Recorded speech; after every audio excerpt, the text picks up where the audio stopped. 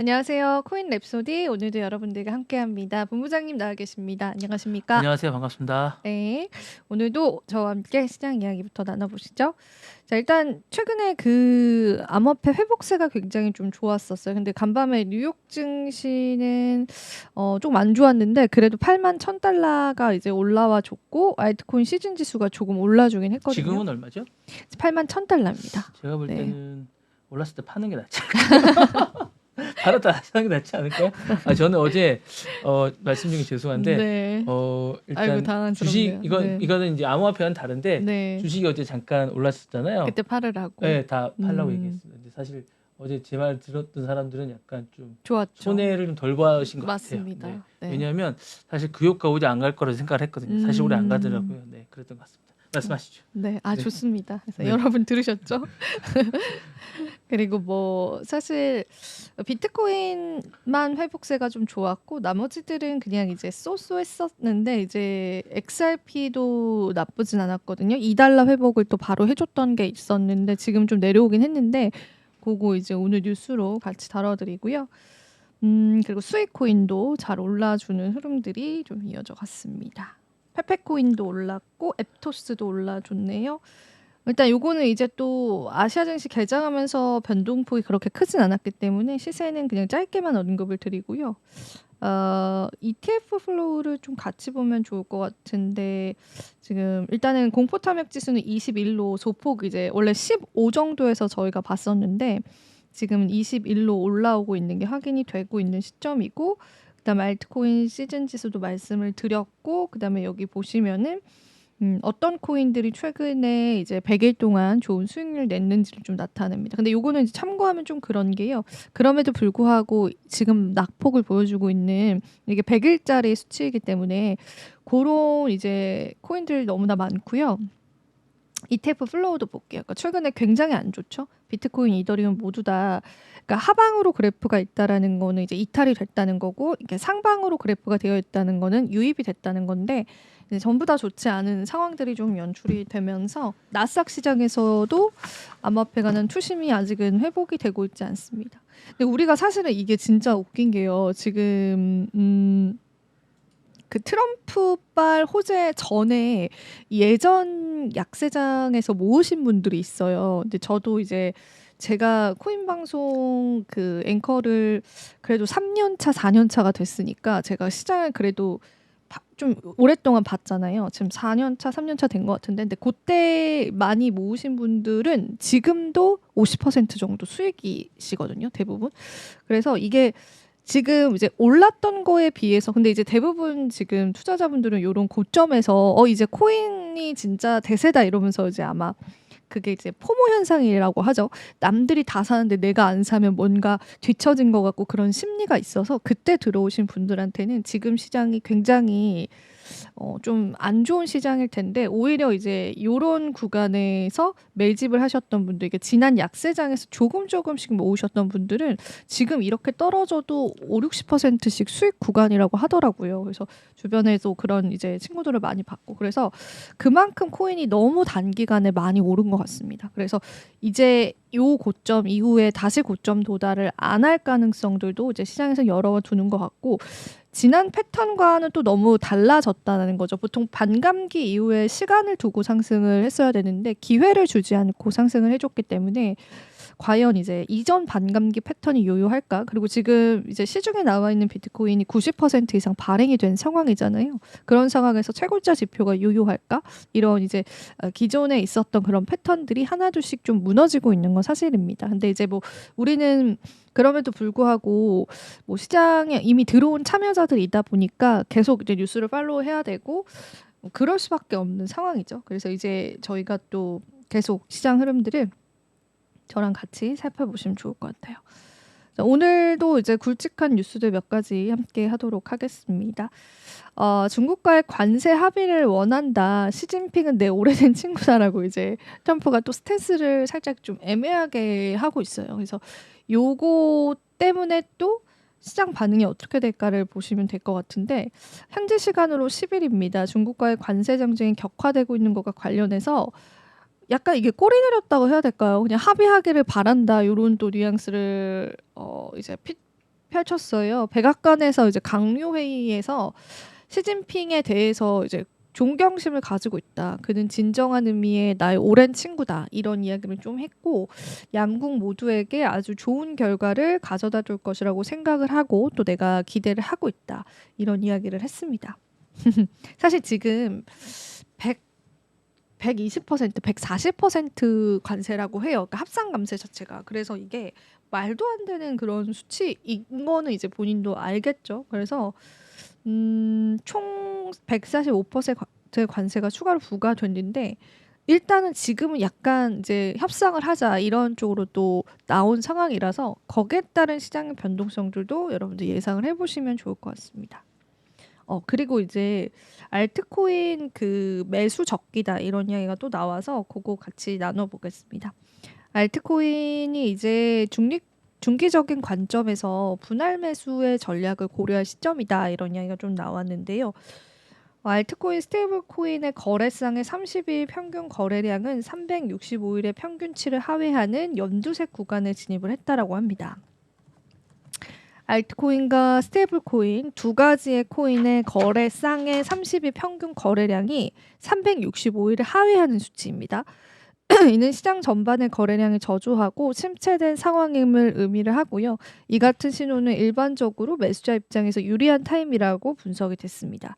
이와 같은 수준이 2023년 9월이었다라고 해요. 그래서 이런 국면이 몇 주 또 몇 개월 동안 지속이 될 수 있지만 과거 거래량이 저조한 상태일 때 이렇게 이제 매집하는 전략들이 굉장히 좋은 평가를 냈다라고 합니다. 그래서 그래프 좀 자세히 보겠습니다. 지금 이제 스테이블 코인 그리고 알트코인 쪽에 관한 거래상에 관한 거래량의 수치가 이전의 수치랑 대비를 해봤을 때 굉장히 적은 수치고 요 수치거든요. 그래서 여기 보시면은 지금 이제 가격 볼륨이 이제 검정 색깔 선이에요. 그래서 그거랑 비교를 해봤을 때 만약에 이때 매수에 들어갔었다면 수익률이 엄청나잖아요. 근데 그런 이제 확률적으로 그런 구간에 또 한 번 진입을 했다. 요렇게 또 이야기를 하면서 매수하기 좋은 적기다. 요렇게는 이제 나와 있는데 제가 이제 말씀드리지만 온체인 지표는 이제 하나만 보시기보다는 여러 가지를 같이 여러분들 보시면 좋을 것 같아서 참고 자료로 활용을 해보시면 좋겠습니다. 요거는 이제 잘 안 보이실 겁니다. 근데 이제 SEC와 리플이 당사자 간의 합의에 대해서 항소 진행을 보류해달라고 요청하는 신청서를 제출을 했고 요게 이제 신청서 내용이에요. 근데 요게 그 한 전문가 SNS에 올라왔더라고요. 그래서 요게 왜 나왔냐면은 그 두 당사자 간의 합의가 일어난 거예요. 그러니까 SEC와 XRP 간에 이제 어느 정도 뭐 벌금 조율이라든지 합의가 이제 긴급 회의를 통해서 충분히 이루어졌고 그래서 이제 이 항소 진행을 이제 보류를 해달라 이렇게 이제 법원에 요청을 한 거죠. 왜냐면 이제 SEC는 이미 항소를 넣었기 때문에 그 부분에 따른 이제 진행이 일어날 예정이었는데요. 그거를 보류를 해달라 그렇게 요청을 했다고 보시면 되겠습니다. 이들의 합의건은 위원회에 승인 대기 중이고 리플은 SEC 소송 관련한 준비 서면을 마감일인 4월 16일까지 제출하지 않을 계획이다. 그렇게 또 이야기가 나옴으로써요. 또 시장에서 기대감들이 나오고 있습니다. 근데 사실 이런 이제 이슈는 처음 있었던 이슈잖아요. 그래가지고 우리가 요거를 좀 호재다, 막 가격이 급하게 오를 거다 이렇게 보기에는 좀 다소 무리가 있다고 보여집니다. 자, 그리고 요건 도지코인 이야기인데요. 이 도지코인이 이제 현물 ETF 승인을 신청을 하면서 그레이스케일과 비트와이즈와 함께 민코인 ETF 경쟁에 본격적으로 합류를 했습니다. 이 제임스 셰이파크라고 하는 블룸버그 ETF 분석가는요, 도지 ETF의 승인 확률을 75%라고 전망을 했고, 최근 이제 폴리마켓에서는 이 확률이 64% 수준으로 반영되고 있다라고 이야기를 했습니다. 근데 이제 온체인 지표상으로 도지의 방향성은 좀 엇갈린 방향성이 보이고 있어요.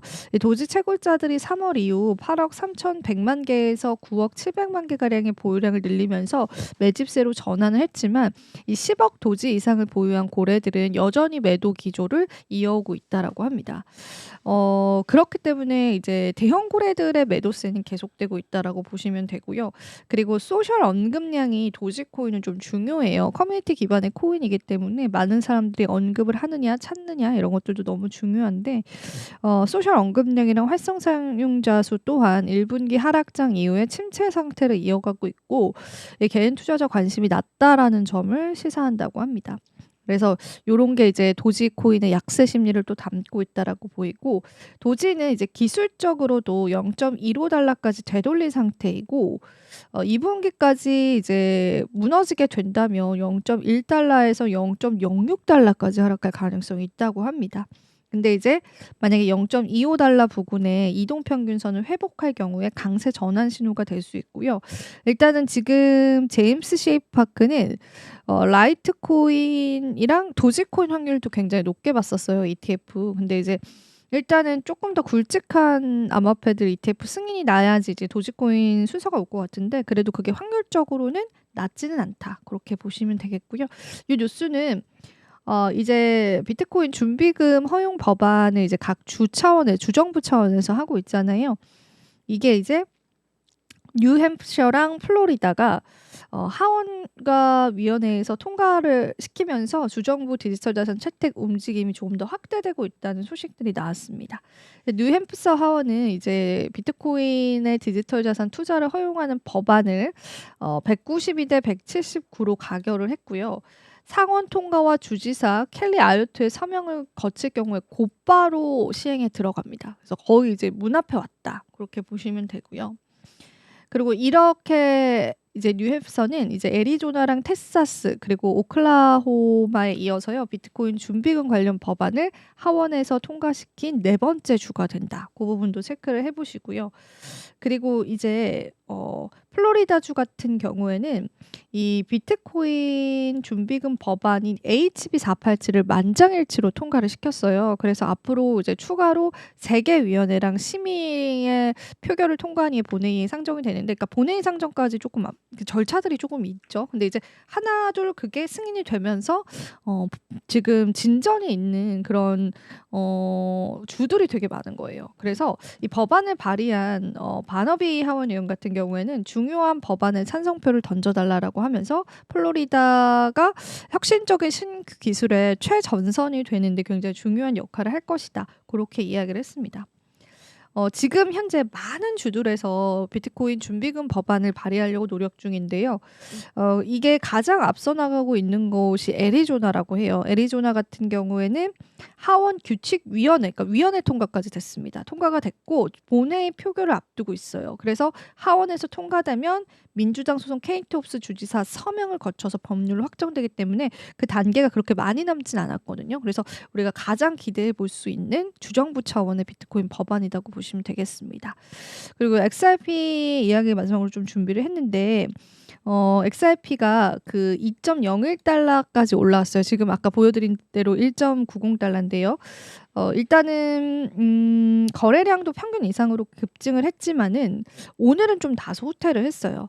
네, 이제 인플레이션 CPI 발표가 났잖아요. 발표 앞두고 XRP 가격 움직임이 굉장히 좋았다라고 합니다. 그래서 일단은 CPI가 잘 나온 거에 영향도 좀 있었고요. 기술적인 관점에서 XRP가 1.78달러에서 1.96달러에 이르는 중요한 지지선 위에 머무를 수가 있는데요. 추가 하락을 완화할 만큼 충분한 관심이 여전히 보여지고 있다고 합니다. 그리고 이제 XRP가 1.78달러 지지선에서 반등한 이후에 매수 신호를 보내왔다라고 하고요. 이 예상보다 낮은 CPI가 이제 3달러에 가깝게 밀어올리는 급등을 초래할 수 있다고 내다봤는데 일단 CPI 지표 발표 나고 나서는요. 그렇게까지 상승이 더 이루어지지는 않은 상황이에요. 그래서 일단은 회복 자체는 XRP가 그래도 알트코인 중에는 가장 좋았다. 그런 측면에서 여러분들 보시면 좋을 것 같습니다. 자, 오늘 또 제가 다양한 이야기 나눠줬는데요. 오늘도 많은 시청자분 찾아주셨네요.